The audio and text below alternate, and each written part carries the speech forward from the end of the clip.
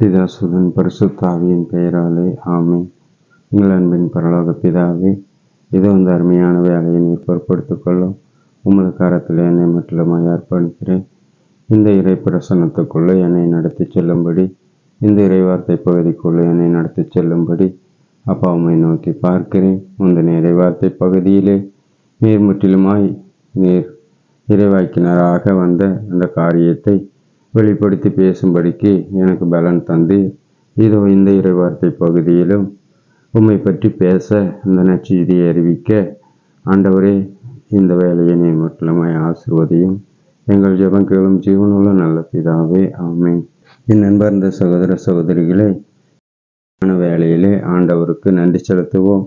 இந்த இறைவார்த்தை பகுதியிலே ஆண்டவர் நம்மை முற்றிலுமாய் வழி நடத்தும்படி நாம் ஆண்டவர் பாதத்திலே ஒப்பு கொடுப்போம். நாம் ஒவ்வொருவரையும் ஆண்டவருடைய இரக்கத்தினாலே நம்மை வழி நடத்தும்படி, நம்மளை தேற்றும்படி, அவருடைய உண்மை வழிகளிலே நாம் கற்றுக்கொள்ளும்படி, இயேசு கிறிஸ்துவின் செயல்களை குறித்து நாம் அறிந்திருக்க வேண்டும். அவருடைய வாழ்க்கை முறையிலே என்ன காரியங்கள் நடந்தது என்று சொல்லி அறியும்படிக்காக ஆண்டவர் இன்றைக்கு நம்மை வழிநடத்தப் போகின்றார். அதற்காக நன்றி செலுத்துவோம்.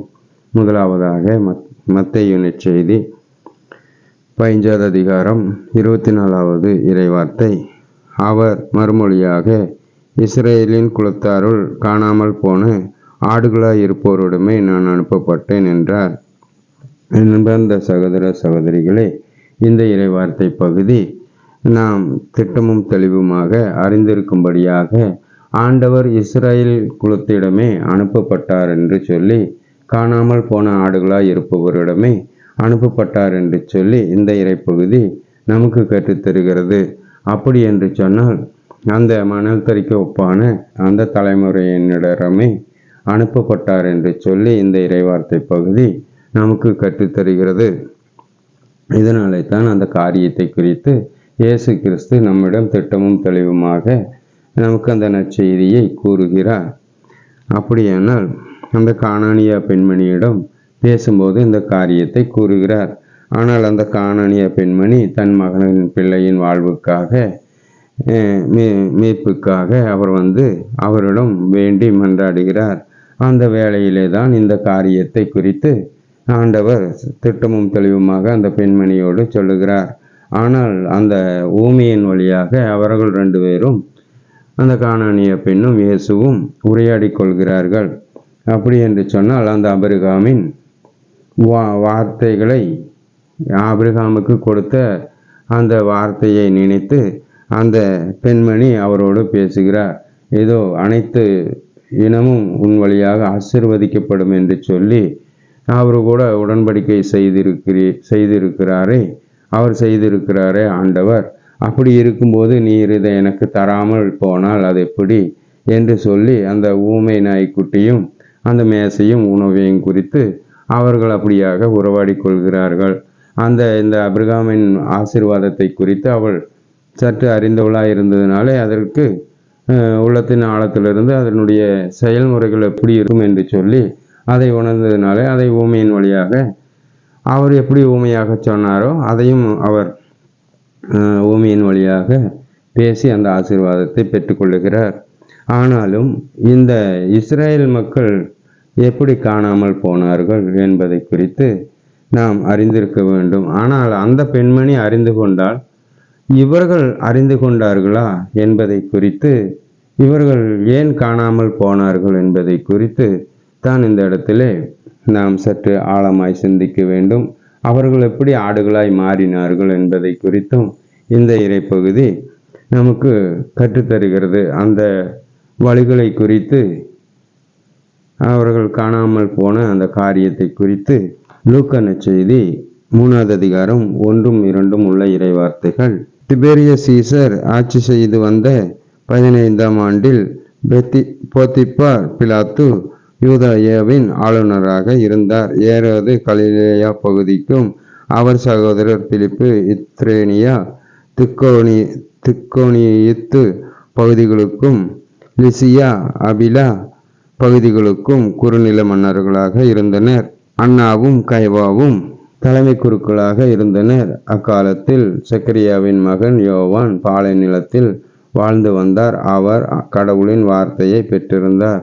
என் அன்பார்ந்த சகோதர சகோதரிகளே, இந்த இறைவார்த்தை பகுதி என்ன கற்றுத்தருகிறது என்று சொன்னால், அவர்கள் எப்படி காணாமல் போனார்கள் என்று சொன்னால், அன்றைய நாட்களிலே இயேசு வந்த காலத்திலே அவர்கள் அங்கேயே தான் வாழ்ந்து கொண்டு வந்தார்கள். அங்கேயே தான் அவர்கள் இருந்ததை குறித்து நாம் சற்று அந்த காரியத்தை குறித்து, அவர்கள் பங்கிட்டு கொண்ட காரியத்தை குறித்து பார்த்தோம் என்று சொன்னால், அவர்கள் அங்கேயே தான் இருக்கிறார்கள். ஆனால் என்ன நடந்தது என்று சொன்னால், அந்த யாக்கோப்பின் 4 மனைவியின் வழியாக வந்த 4 மனைவியின் கோத்திரங்களையும் 4ஆக பிரித்து விட்டார்கள். இதுதான் அந்த இடத்திலே ஆண்டவர் நமக்கு இயேசு கிறிஸ்து கற்றுத்தருகிறார். காணாமல் போன ஆடுகளிடமே நான் அனுப்பப்பட்டேன் என்று சொல்லி. என் அன்பார்ந்த சகோதர சகோதரிகளே, அன்றைக்கு யாக்கோப்போடு உடன்படிக்கை செய்து அரசுரிமையுடையவர் வரும் வரை அவருடைய ஆட்சி நிலைத்திருக்க வேண்டும், அவருடைய செங்கோல் நிலைத்திருக்க வேண்டும் என்று சொல்லி அந்த காரியத்தை குறித்து அவரோடு பேசியிருந்தார். இங்கே இயேசு கிறிஸ்து வந்து பார்க்கும்போது இங்கு செங்கோலும் இல்லை, அரசனும் இல்லை. இதனாலே தான் அவர்கள் காணாமல் போய்விட்டதாக அந்த காரியத்தை குறித்து, அந்த இறைவார்த்தை பகுதியின் ஆழத்தை குறித்து அவர் இயேசு கிறிஸ்து அந்த நற்செய்தியை குறித்து ஆண்டவர் அந்த கானானிய பெண்மணியோடு பேசினார்.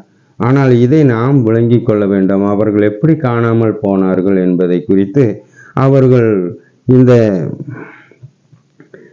ஏரோதோடும் பிலாத்தோடும் அந்த அன்னாவோடும் கைவோவோடும் குறுநில மன்னர்களோடும் 4ஆக பிரிந்து அவர்கள் 4 அரசர்களோடு சேர்ந்து கொண்டு வாழ்க்கையை நடத்துகிறார்கள்.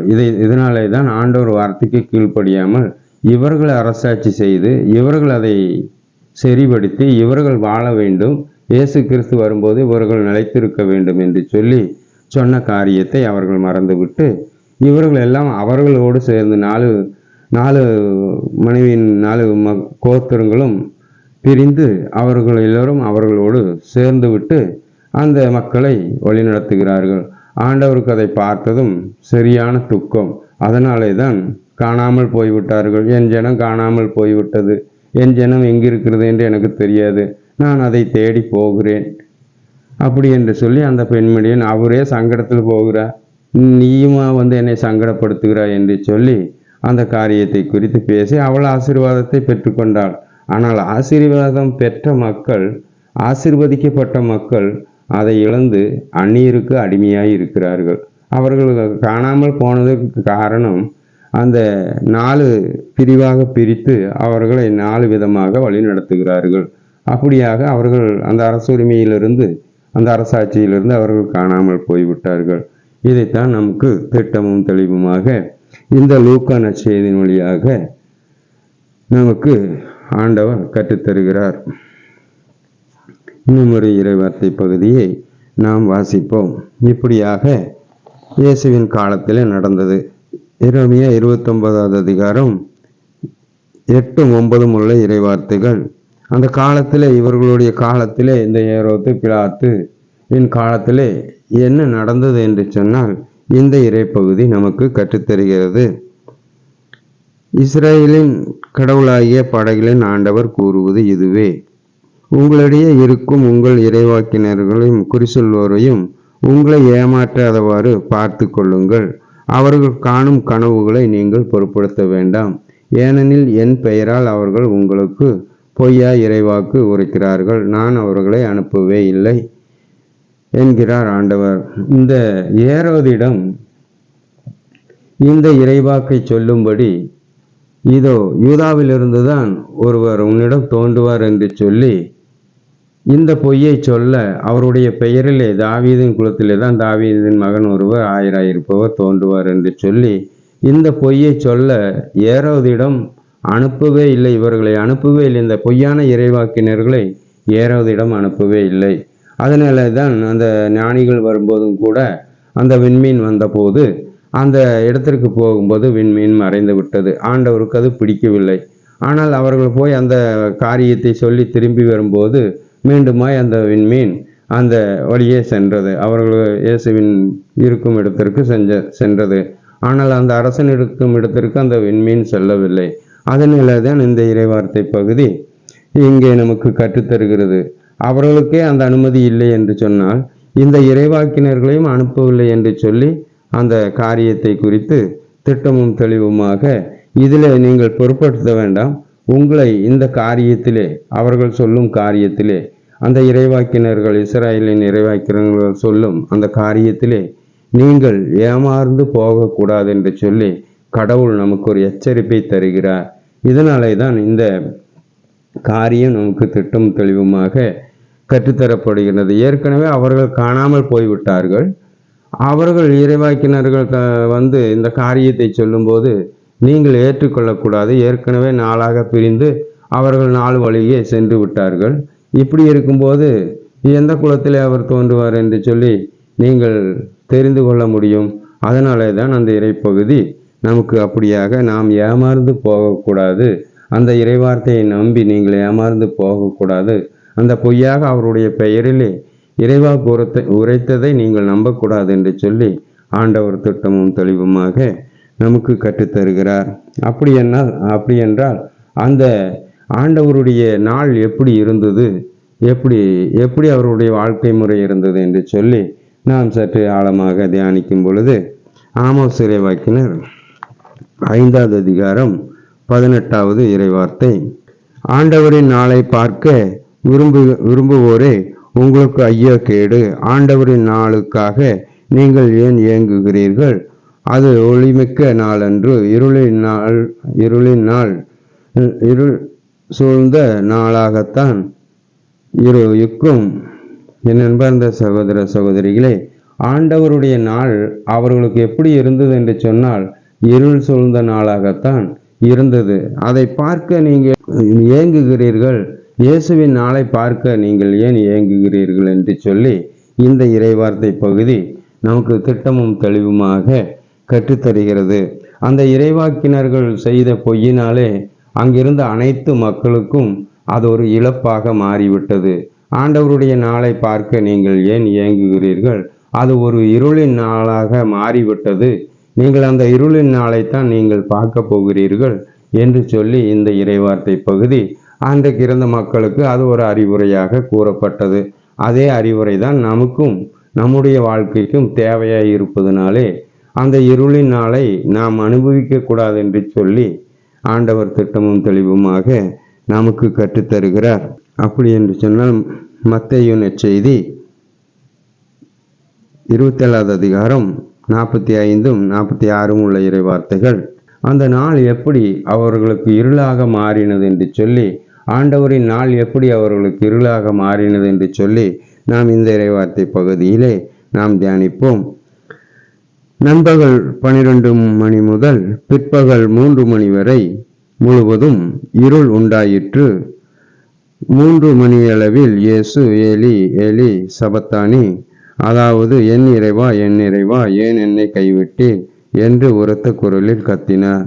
என் அன்பார்ந்த சகோதர சகோதரிகளே, அந்த இருளை நாளை அவர்கள் பார்க்கும்படி செய்து விட்டது. இந்த 3 மணி வரை அந்த இருள் அவர்களுக்கு உண்டாயிருந்தது. அவர்கள் அந்த இருளைத்தான் காண வேண்டியதாயிற்று. அந்த மகிழ்ச்சியின் நாளை ஒரு 12 கோத்திரங்களும் ஒன்றாயிருந்து இந்த ஏரோதையும் பிலாத்தையும் அந்த தலைமை குருக்களையும் மூப்பர்களை எல்லாம் முடுக்கி இயேசுவின் மகிழ்ச்சியான அந்த ஒரு இனமாக, ஒரு மக்கள் இனமாக, மனத்தரிக்கு ஒப்பான இஸ்ராயல் நாளை காண வேண்டிய அந்த நாளை, புதிய நாளை அவர்கள் இழந்து விட்டார்கள். அதனாலே தான் அந்த காரியத்தை குறித்து அவர்களுக்கு என்ன நிகழ்ந்தது என்று சொல்லி அந்த பொய்யை கேட்டதனாலே அந்த நாடு முழுவதும் இருள் உண்டாயிற்று. அந்த இருளைத்தான் அவர்கள் பார்க்க வேண்டியதாய் இருந்தது. அவர் ஒரு இனமாய், ஒரு மக்கள் இனமாய் ஒன்று சேர்ந்து அந்த வாழ்க்கையை நடத்த அவர்களால் முடியாமல் போயிற்று. அதிலே அந்த காரியத்திலே அவர்கள் அதை இழந்து விட்டார்கள். இருளைத்தான் பார்த்தார்கள். ஒரு மகிழ்ச்சியான நாளை, ஒரு ஒற்றுமையான ஒரு வாழ்க்கையை, ஒரு மனதாய் இருந்து ஒரு மனத்தரிக்கு ஒப்பான ஒரு இனமாய் மாறுவதற்கு அவர்களுக்கு வழியில்லாமல் போயிற்று. அதனாலே தான் இந்த இறைப்பகுதி நமக்கு ஆழமாக திட்டமும் தெளிவுமாக கற்றுத்தருகிறது. அப்படியானால் ஏசா இறைவாக்கினர் என்ன சொல்லுகிறார் என்று நாம் சற்று ஆழமாக தியானிப்போம். ஏசையா 8வது அதிகாரம் 20வது வசனம், இறைக்கூற்றையும் சான்றுரையும் நாடி தேடுங்கள் என்று அவர்கள் சொல்லாததால் தான் அவர்களுக்கு விடிவு காலமே வராது என்பது உறுதி. என் அன்பார்ந்த சகோதர சகோதரிகளே, அந்த ஏரோதிடம் போய் இந்த காரியத்தை குறித்து அவர்கள் சொல்லாமல் இருந்திருந்தால் என்ன சொல்லி இருக்க வேண்டும் என்று சொன்னால், இறைவார்த்தை பகுதியிலே ஆண்டவர் என்ன சொல்லி இருக்கிறாரோ நாங்கள் தேடித்தான் பார்க்க வேண்டும் என்று அவர்கள் சொல்லாததினாலே பொய்யான இறைவார்த்தையை சொல்லிவிட்டார். ஆண்டவர் பெயரால் அவரது தாவீதின் மகன் என்று சொல்லி, தாவீதின் மகனாகத்தான் அவர் பிறக்க வேண்டும் என்று சொல்லி அந்த பொய்யை சொல்லி அந்த காரியத்தை அவர்கள் செய்து விட்டார்கள். எங்கு இறைக்கூற்று என்ன சொல்லியிருக்கிறது, இறைவார்த்தை என்ன சொல்லியிருக்கிறது என்பதை அவர்கள் எங்களுக்கு தெரியாது, இல்லை என்றால் இறைக்கூற்றை நாங்கள் தேடித்தான் பார்க்க வேண்டும், அவர் என்னெல்லாம் சொல்லியிருக்கிறார், என்ன நடக்கும், எப்போ பிறப்பார் என்று நாங்கள் தெரிந்து பார்த்து விட்டு வந்து சொல்கிறோம் என்று அவர்கள் சொல்லியிருக்க வேண்டும். அப்படி சொல்லாததனால தான் அவர்கள் இருளை காண வேண்டிய அந்த காரியத்தை ஆண்டவர் இந்த இடத்துல சொல்லுகிறார். இதனாலே தான் அந்த இறைவாக்கினரின் அந்த காரியத்தை குறித்து, அந்த இறைக்கூற்றை குறித்து, ஆண்டவருடைய திட்டத்தை குறித்து அவர்களுக்கு தெரியாது. ஆனாலும் தெரியாததுனாலே அரசன் கேட்டதுனாலே இப்படி ஒரு கூற்றை, பொய்யான கூற்றை அவர்கள் சொல்லிவிட்டார்கள். ஆமோஸ் 5வது அதிகாரம் 20வது இறைவார்த்தையை நாம் ஒன்று சற்று தியானிப்போம். ஆண்டவரின் நாள் ஒளியின் நாள் அன்று, அது இருளின் கவிழ்ந்தது அல்லவா, வெளிச்சம் இல்லாத காரிருள் அல்லவா. என் அன்பார்ந்த சகோதர சகோதரிகளே, ஆண்டவர் அந்த நாளை குறித்து இன்னொரு காரியத்தை சொல்லுகிறார். அந்த நாள் இருளின் நாள் அல்லவா, வெளிச்சம் இல்லாத ஒரு நாள் அல்லவா. உலக தோற்றம் முதல் அந்நாள் வரை ஒரு நாளும் பகல் இருளானது இல்லை. அதனாலே தான் இந்த வார்த்தை சொல்லுகிறது, ஆண்டவரின் நாள் ஒரு இருளின் நாள் அல்லவா, அந்த பகல் முழுவதும் இருளாய் இருந்ததே, அப்படி என்று சொல்லி அந்த இறைவார்த்தை சொல்லுகிறது. அந்த இருள் எப்படிப்பட்ட இருள் என்று சொல்லி நாம் இன்னொரு இறைவார்த்தையிலே நாம் தியானிப்போம். மத்தேயு நற்செய்தி 27வது அதிகாரம் 49வது இறைவார்த்தை, மற்றவர்கள் பொறு, எலியா வந்து இவனை விடுவிப்பாரா என்று பார்ப்போம் என்றார்கள். நண்பர்ந்த சகோதர சகோதரிகளே, அத்தனை இருள் அவர்களுக்கு உண்டாயிற்றும் அவர்களுக்கு அன்னிட்டும் அந்த ஏமாற்று வழிகளை விட்டு விலக அவர்களுக்கு மனசில்லை. இந்த இடத்துல என்ன சொல்லுகிறார் என்று சொன்னால், எலியா வந்து இவரை காப்பாற்றுவாரா என்று சொல்லி பார்க்கலாம் என்று. ஆனால் இயேசு என்ன சொன்னார், வரவேண்டிய எலியா நான் தான், மரிக்காமல் நான் விண்ணகம் செல்ல வேண்டும், எலியாவை போல நான் பரலோகம் செல்ல வேண்டும், இதை நீங்கள் காண வேண்டும், அப்படி நீங்கள் நம்பினால் அது உங்களுக்கு நடக்கும் என்று சொன்னார். ஆனால் அவர்கள் அப்படி நம்பவே இல்லை, கொன்று விட்டார்கள். ஆனால் அதற்கு எதிராக இவர்கள் இப்படியாக பேசுகிறார்கள், வரவேண்டிய எலியா வந்து இவரை காப்பாற்றுவாரா என்று சொல்லுகிறார்கள். அப்படி இந்த காரியத்தை எப்படி நாம் ஏற்றுக்கொள்ள வேண்டும், எப்படி புரிந்து கொள்ள வேண்டும் என்று சொன்னால், இயேசு சொன்னதற்கும் இவர்கள் சொன்னதற்கும் என்ன வித்தியாசம் என்று சொல்லி நாம் என்ன ஒரு இறைவார்த்தையை பார்த்தோம் என்றால்தான் அந்த காரியத்தை குறித்து நாம் சற்று ஆழமாக தியானிக்க முடியும். மீகா 5வது அதிகாரம் 2வது இறைவார்த்தை, நீ எப்ராத்தா எனப்படும் பெத்லகேமே, யூதாவின் குடும்பங்களில் மிகச் சிறியதாய் இருக்கிறாய், ஆயினும் இஸ்ரவேலில் என் சார்பாக ஆளப்போகிறவர் ஒருவர் உன்னிடமிருந்து தோன்றுவார், அவர் தோன்றும் வழிமரவோ ஊழி காலம் உள்ளதாகும். என் அன்பார்ந்த சகோதர சகோதரிகளே, அவர்கள் சொல்வதைப் போல எலியா வந்து இயேசுவை விடுவித்து அவரை காப்பாற்றி விண்ணகம் கொண்டு போயிருந்தால் இந்த வார்த்தை எப்படி நிறைவேறும்? இந்த மீகா இறைவாக்கினரோடு அந்த வழிமரபுக்கு தோன்றுவார் என்ற அந்த வார்த்தை எப்படி நிறைவேறும்? நீங்கள் சற்று ஆழமாக சிந்தித்து பாருங்கள். அவர்கள் சொல்வது பொய்தானே, அவர்கள் நம்மளை ஏமாற்றுகிறவர்களாய் மாறுகிறார்கள். நாம் அதை எலியா வந்து காப்பாற்றி இருப்பாரா என்று நீங்கள் சற்று ஆலோசித்து பாருங்கள். இயேசு கொல்லாமல் இருந்தால் நான் எலியாவை போல விண்ணகம் செல்வேன், அப்படி நீங்கள் அதை நம்பினால் அது உங்களுக்கு நடக்கும் என்று இயேசு சொன்னது ஒரு தப்பா என்று நீங்கள் சற்று யோசித்து பாருங்கள். அதைத்தான் இவர்கள் இங்கே இயேசுவை இறந்த பிற்பாடு ஐயோ பொறுங்கள், எலியாவேது வந்து இவனை காப்பாற்றி கொண்டு போவான் என்று நாம் பார்ப்போம் என்று சொல்லி ஆண்டவருடைய இறைவார்த்தையை ஏளனப்படுத்துகிறார்கள். என் அன்பார்ந்த சகோதர சகோதரிகளே, இந்த உண்மையை குறித்து நாம் சற்று ஆழமாக தியானிக்க வேண்டும். அவர் ஏன் அப்படி இந்த வார்த்தை சொல்லி இருக்கிறது? அவர் தன் வழிமரவுக்குத்தான் தோன்றுவார் என்று சொல்லி அந்த வார்த்தை சொல்லப்படுகிறது. அவர்களே காணாமல் போய்விட்டார்கள். அந்த 12 கோத்திரமும் காணாமல் போய்விட்டது. அவர்கள் ஏரோதிடமும் பிலாத்திடமும் அன்னாவிடமும் கைபாவிடமும் அவர்கள் தலைமை குருக்களுக்கும் அடிமையாக இருக்கிறார்கள். அவர்களுக்கு ஆட்சிக்கு உட்பட்டவர்களாக இருக்கிறார்கள். அப்படி இருந்தால் இவர்கள் இந்த தோன்றி வழிமரபு இவர்கள் என்று நாம் சொல்ல முடியுமா? என் அன்பார்ந்த சகோதர சகோதரிகளே, நீங்கள் சற்று ஆலோசித்து பாருங்கள். யாக்கோப்போடு செய்த உடன்படிக்கையை அவர்கள் மறந்துவிட்டு அந்த நாட்டை ஆளுகை செய்வதை விட்டுவிட்டு அந்த 12 கோத்திரமும் ஒன்றாயிருந்து ஒரு இனமாக ஆண்டவருக்கு சாட்சியாக நிற்க வேண்டிய இனம் அவர்களோடு அந்நியர்களோடு சேர்ந்து விட்டு வாழ்ந்து கொண்டிருக்கிறது. அவர்கள் ஆண்டவருடைய பிள்ளைகள் என்று சொல்ல முடியுமா? நீங்கள் சற்று யோசித்து பாருங்கள் என் அன்பார்ந்த சகோதர சகோதரிகளே. அப்படி என்றால் அந்த வழிமரபு எத்தனை பேர் இருந்தார்கள் என்று சொல்லி நாம் சற்று வேதத்திலே ஆராய்ந்து பார்க்கும்போது ஆண்டவர் நமக்கு கற்றுக் கொடுக்கிறார். ஆண்டவர் தோன்றின போது ஒரு 120 பேர் தான் அந்த இடத்துல இருந்தார்கள். பாக்கி எல்லோரும் இருளடைந்து விட்டார்கள். அவர்கள் வாழ்க்கை இருளடைந்து விட்டது, முற்றிலுமாய் இருளடைந்து விட்டது. அந்த ஆண்டவர் இஸ்ரேல் மக்களை தேடி வந்து அவர்களை ஒன்று சேர்த்தினது எத்தனை பேர்? ஒரு 120 பேர் தான் நம்பிக்கை கொண்டவர்களாக ஆண்டவர் மேல் ஆண்டவர் வார்த்தையை ஏற்றுக்கொண்டு அந்த கூட்டத்தை ஆண்டவர் ஒழுங்கு செய்கிறார். அந்த கூட்டத்தை வலிமைப்படுத்த ஆண்டவர், நீங்கள் காத்திருங்கள், தந்தையினுடைய வாக்குறுதி நிறைவேறும் வண்ணம் நீங்கள் அதற்கு பொறுமையாய் இருந்து அதை வாங்கி பெற்றுக்கொண்டு நீங்கள் என் சாட்சிகளாக என் வழிமரவாக நீங்கள் செல்ல வேண்டும் என்று சொல்லி அவர்களுக்கு கற்றுக் கொடுக்கிறார். என் அன்பார்ந்த சகோதர சகோதரிகளே, அன்றைக்கு இயேசுவின் பிறந்த காலத்திலே அவர் தோன்றவே இல்லை. அவர் பிறக்கத்தான் செய்தார். லூக்கா 2வது அதிகாரத்திலே 10-11 வசனத்திலே வானதூதர் வந்து இதோ மெசியா என்னும் மீட்பர் பிறந்திருக்கிறார் என்று சொன்னார். ஆனால் இவர்கள் அதற்கு எதிராக இவர் தோன்றினார் என்று ஏரோதிடம் சொல்லுகிறார்கள். இதில் எது உண்மை என்று நீங்கள் சற்று ஆலோசித்து பாருங்கள். இயேசு தோன்றின காலம் எங்கே, இயேசு பிறந்த காலம் எங்கே என்று நீங்கள் சற்று ஆலோசித்து பாருங்கள்.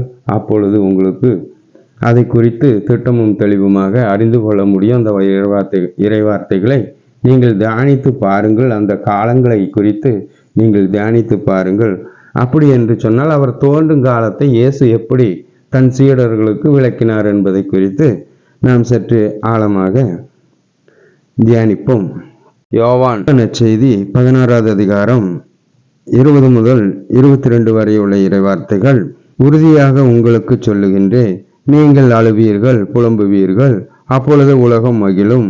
நீங்கள் துயருவீர்கள், ஆனால் உங்கள் துயரம் மகிழ்ச்சியாக மாறும். பிள்ளையை பெற்றெடுக்கும் போது தாய் தனக்கு வேதனை வந்துவிட்டதால் வேதனை அடைகிறாள். ஆனால் பிள்ளையை பெற்றெடுத்த பின்போ உலகில் ஒரு மனித உயிர் தோன்றியுள்ளது என்னும் மகிழ்ச்சியால் தம் வேதனையை அவர் மறந்து விடுகிறார். அப்பொழுது நீங்களும் துயருவீர்கள். ஆனால் நான் உங்களிடம் மீண்டும் காணும்போது உங்கள் உள்ளம் மகிழ்ச்சி அடையும். உங்கள் மகிழ்ச்சியை யாரும் உங்களிடமிருந்து நீக்கிவிட முடியாது.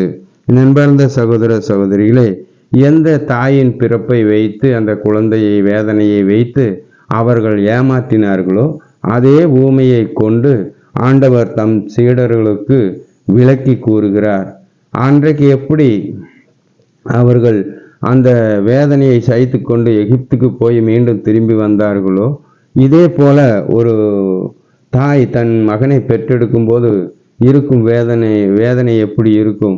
ஆனால் அந்த பெற்று எடுத்து முடிந்த பிற்பாடு அந்த வேதனையை மறந்து ஒரு மனித உயிர் தோன்றி இருக்குது என்று சொல்லி தன் மகிழ்ச்சியால் நிறைந்திருப்பார்களோ அதே போல நீங்களும் நிறைந்திருப்பீர்கள் என்று சொல்லி அந்த தாயின் மகிழ்ச்சியை, ஒரு பிள்ளை எனக்கு கிடைத்தது என்று சொல்லி அந்த தாயின் மகிழ்ச்சியை யாராவது அவரிடமிருந்து எடுத்துக்கொள்ள முடியுமா? ஆறாவது பிடுங்கிக் கொள்ள முடியுமா? இல்லை அந்த மகனைத்தான் பிடுங்கிக் கொள்ள முடியுமா?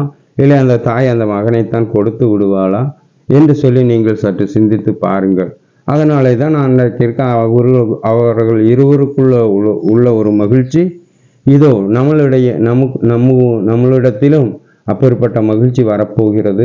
நான் தோன்றும் போது, நான் உங்களை காணும் பொழுது, தோன்றி வந்து உங்களை மீண்டுமாய் காணும் பொழுது, மரணம் அடைந்து மீண்டும் உயிர்த்தெழும் போது அந்த மகிழ்ச்சியை உங்களிடமிருந்து யாரும் பிடுங்கிக் கொள்ள முடியாது. அந்த தாயின் மகிழ்ச்சியும் பிள்ளையின் மகிழ்ச்சியும் மரணம் வரை யாரும் பிரித்து விட முடியாது, பிடுங்கியும் கொள்ள முடியாது. அது இந்த உலகம் சொல்லவும் முடியாது.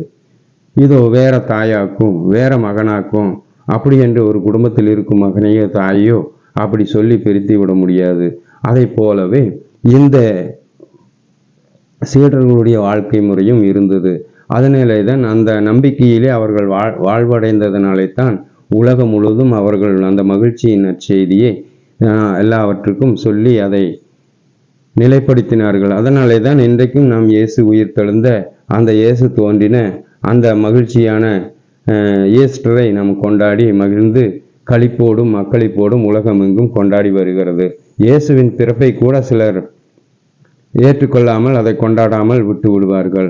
ஆனால் இயேசுவின் உயிர்ப்பை, இயேசு தோன்றிய அந்த அப்போஸ்தலருக்கு தோன்றிய அந்த முதல் காரியத்தை யாராலும் மறுக்கவும் முடியாது, அதை மாற்றவும் முடியாது.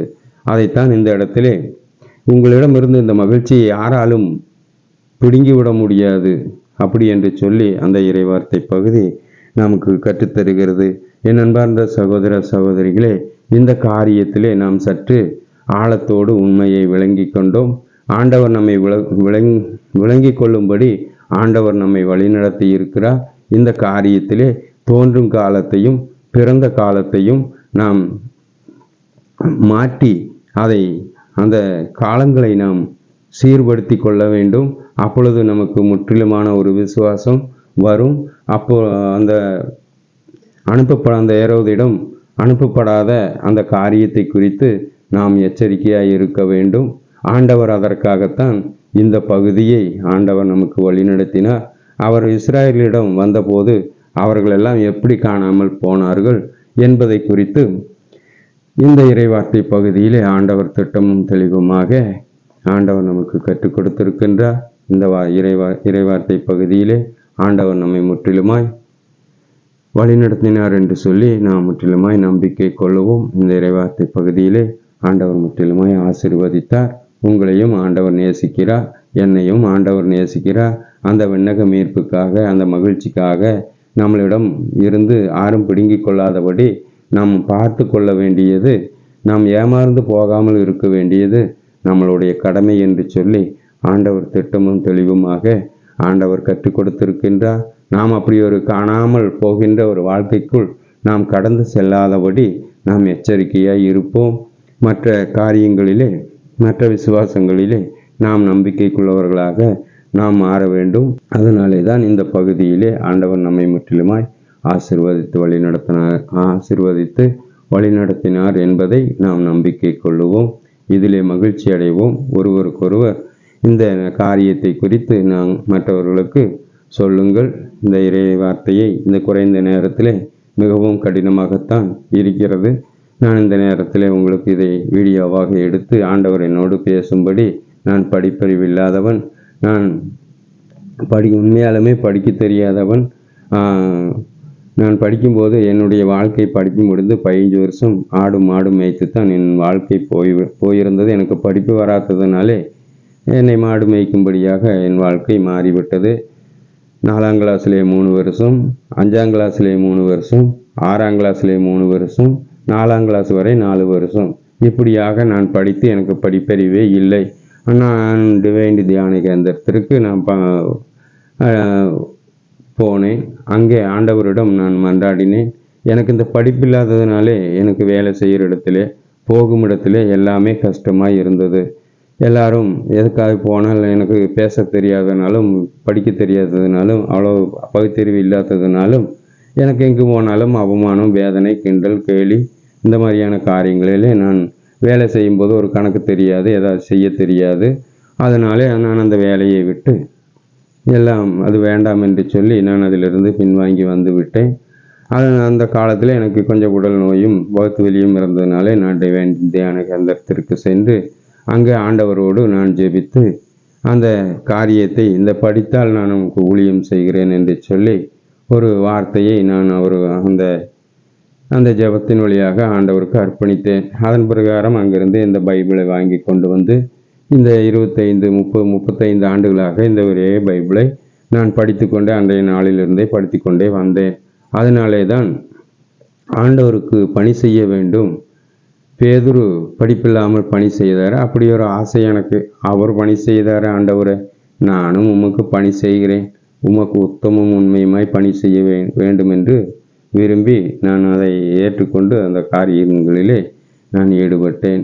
இப்படியாகத்தான் என்னுடைய வாழ்க்கை பல போராட்டங்களுக்கு மத்தியிலும், பல துன்பங்களுக்கு மத்தியிலும், பல சோதனைகளுக்கு மத்தியிலும் நான் நன்றாய் இருந்தபோது, உடல் ஆரோக்கியமாய் சந்தோஷமாய் இருந்தபோது நான் இந்த ஊழியத்தை செய்தேன். ஆனால் அது முடங்கி போய் 3 வருஷம் செய்து இலவச நற்செய்தி பணி செய்து அது முடங்கிவிட்டது. ஆனால் மீண்டுமாய் ஆண்டவர் என்னை நல்ல நிலைமைக்கு நீர் கொண்டு வந்தால் நான் இந்த ஊழியத்தை இலவசமாய் செய்கிறேன் என்று சொல்லி இந்த ஊழியத்தை செய்தேன்.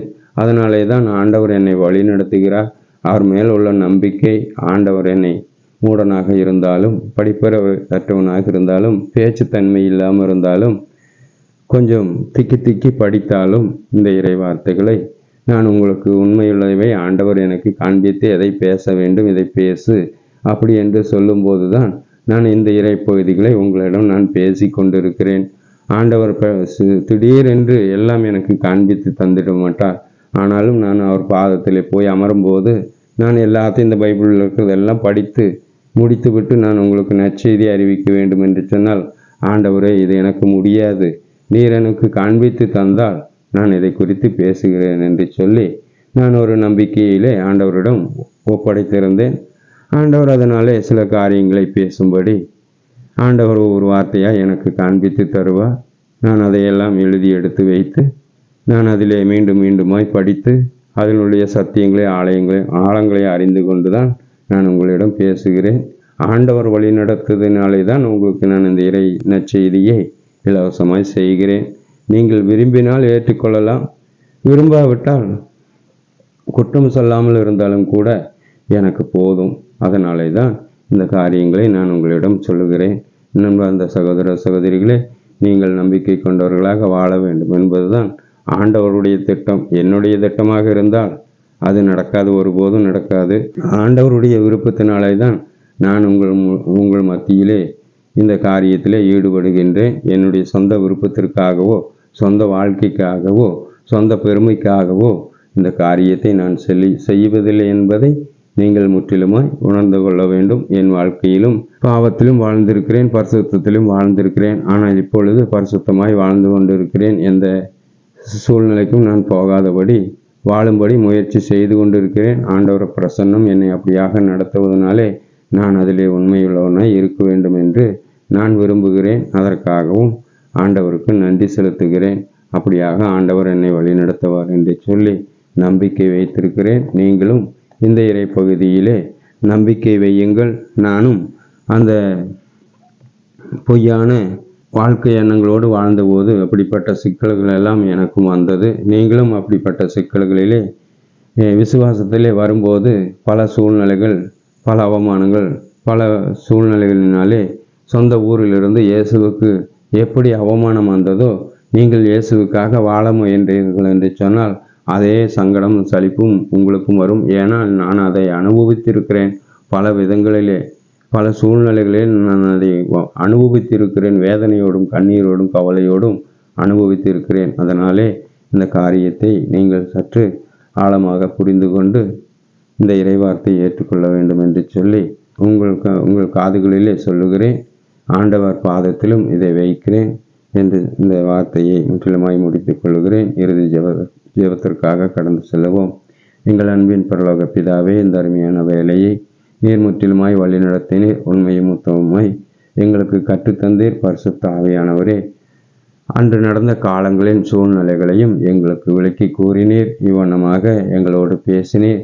அதனுள்ள வார்த்தையின் உள்கருத்துக்களை எங்களுக்கு கற்பித்தீர். அதிலே நாங்கள் வெற்றி பெற ஆண்டவரே அதை விசுவசிக்க அதிலே நாங்கள் நிலைத்து நிற்க மனம் மாற எங்களுக்கு தேவையான வரத்தை நீ தந்து எங்களை ஆசீர்வதிக்க வேண்டும் என்று சொல்லி கெஞ்சி மன்றாடுகிறேன். எங்கள் ஜெபம் கேளும் ஜீவனுள்ள நல்ல பிதாவே, ஆமேன். பிதா சுதன் பரிசுத்த ஆவியின் பெயராலே, ஆமேன்.